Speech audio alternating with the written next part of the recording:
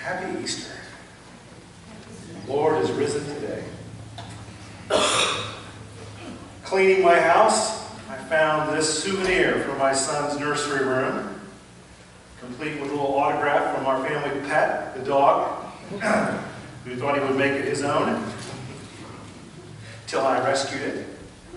You have your white fleece, I hope? You have your square white fleece? Yes? If not, there's plenty in the back. Hang on to that. We'll get there.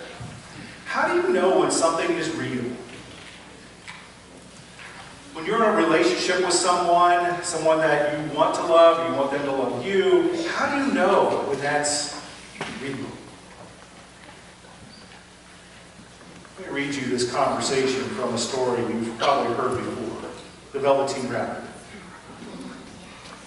"What is real?" asked the rabbit one day, when they were lying side by side near the nursery fender before Nana came to tidy the room. This is the Velveteen Rabbit, sort of like this, talking to the skin horse, toys within this child's room.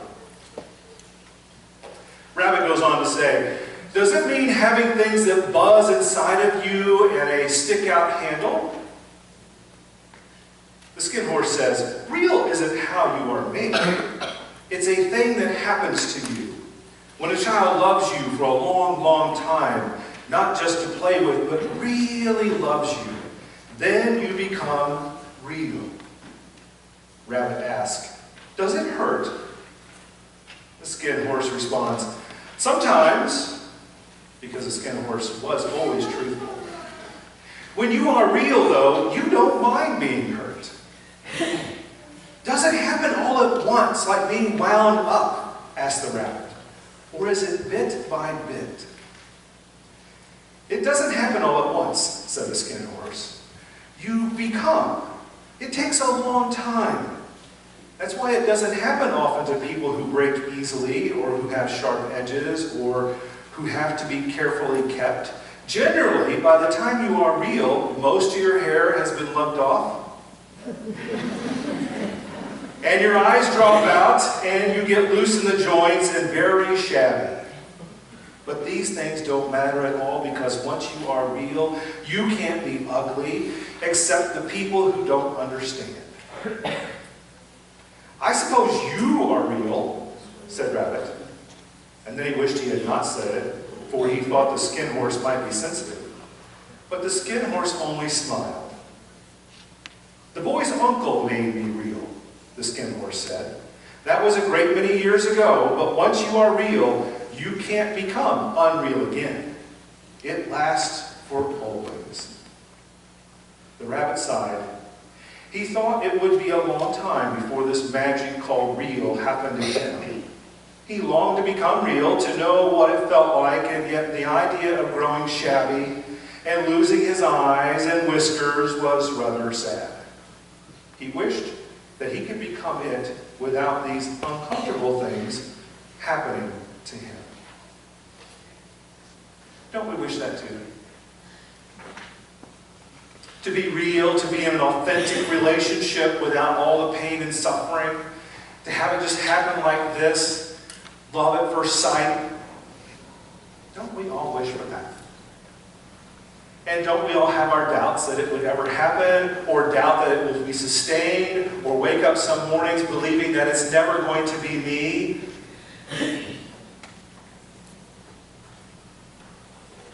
I thought about this story a lot this week as I pondered Easter, pondered this day.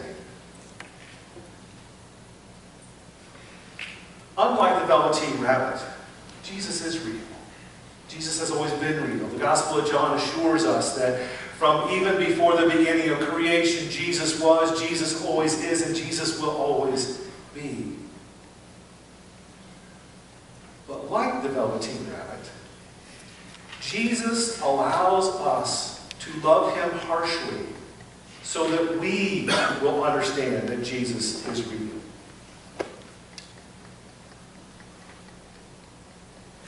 That's a lot. That's a beautiful gift on behalf of Jesus.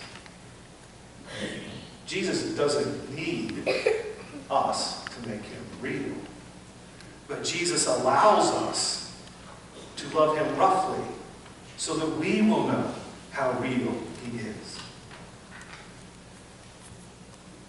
For me, the empty tomb, the cross, it's a demonstration of raw power.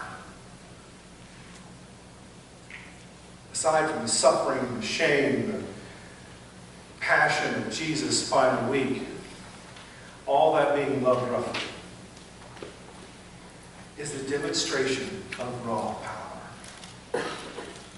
That not even loving Jesus to death will end him. Because Jesus' might is too strong. Jesus, just sheer being of life, is greater than even death. Paul writes to the church in Corinth, O victory, where is thy sting? O death, where is thy sting? O death, where is thy victory? He says this as he celebrates the resurrection of Jesus Christ, who overcomes all suffering and brokenness, even that of death.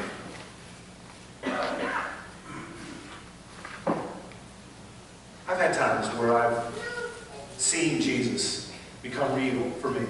I hope you've had those times. Where in the midst of life loving me roughly, or me loving Jesus roughly, Jesus appears and creates a miracle or a moment of reconciliation or heals a wound in a way that I know Jesus is real. I think through the New Testament stories and the opportunities that the disciples had to journey with Jesus through life, and how often it is in those moments of brokenness that they get a glimpse of who Jesus truly is. Whether it's Jesus healing the lame, the blind, or calling the outcast back into community, creating relationships that are authentically full of Jesus' love. Those are the glimpses of Jesus so very real in our lives. I hope you'll carry your fleece square around this year. You may find it like my son did and like I did before him, that comforting edge of the baby blanket that you twirl between your finger and thumb when you're tired or worn or concerned. Maybe it will remind you of Jesus being real in your life. And at the end of the year, if it's dirty and torn, that's awesome. Because it's traveled through the year with you. And if during the year you have one of those moments, aha, I see Jesus real in my life, because drop it in the offering basket. If you want to pen a story to it, to witness to us of where Jesus showed up in your life, that would be beautiful. If you just want to throw that thing in the offering basket, that's awesome as well. And we'll tack that up on the bulletin board and create sort of a fleece section. And we can witness to each other that God has become real. That we've experienced these authentic relationships of mercy and grace and love built upon Jesus Christ's resurrection in our life. What a beautiful opportunity. For those that want bonus points, when Jesus tells us to pick up our cross and follow him, that's us allowing others to love us roughly. So that through seeing us as a real person, they can see the one who created us, real to begin with. It's a risk. The skin horse took that risk and was rewarded with an experience of reality that he wanted to share with the Velveteen Rabbit. It's an experience that Jesus wants you to share as well. Blessings on you in the year to come. For he is risen among us. Thanks be to God.